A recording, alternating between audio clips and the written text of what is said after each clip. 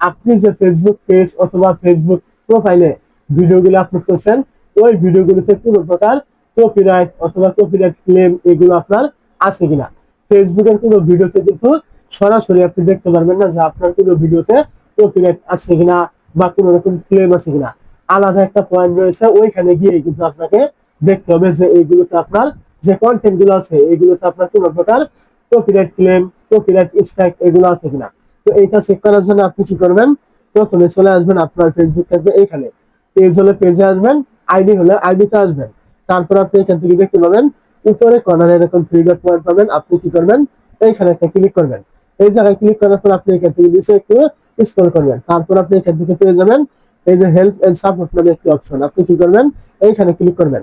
যখন আপনি এই জায়গায় ক্লিক করবেন এইখান থেকে একটু নিচে আসলে এইখান থেকে পেয়ে যাবেন সাপোর্ট ইনবক্স, আপনি কি করবেন এইখানে ক্লিক করবেন।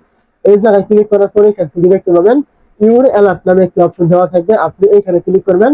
এইখানে ক্লিক করার পরে এখান থেকে আপনি দেখতে পাবেন নো ভায়োলেশন, মানে এখানে আপনার কোনো প্রকার কপিরাইট নেই। যদি কোনো প্রকার কপিরাইট ক্লেম বা কোনো কিছু থাকতো বা আদার্স কোনো প্রবলেম আপনার ফেসবুক পেজ অথবা ফেসবুক আইডিতে থাকতো তাহলে এইখানে আপাতত আপনার এখানে শো করতে এরকম নোটিফিকেশন আকারে। এখানে যদি আপনার কোনো সমস্যা না থাকে আপনার পেজ অথবা আইডিতে, এখান থেকে কিন্তু একদম নো ভায়োলেশন এরকম লেখা কিন্তু এখান থেকে শো করবে। দেখতে পাচ্ছেন নো ভায়োলেশন, কোনো কিছু নেই, এইটা আপনি এখান থেকে দেখতে পারবেন। আর যদি কোনো প্রকার কপিরাইট ক্লেম, কপিরাইট আপনার স্ট্রাইক অথবা আদার্স কোনো প্রবলেম থাকে তাহলে এখানে কিন্তু আপনার দেখাবে। তো যদি এখান থেকে নো দেখায় তাহলে আপনার পেজটা সম্পূর্ণ ঠিক রয়েছে বা প্রোফাইলটা ঠিক রয়েছে, কোনো সমস্যা আপনার নেই।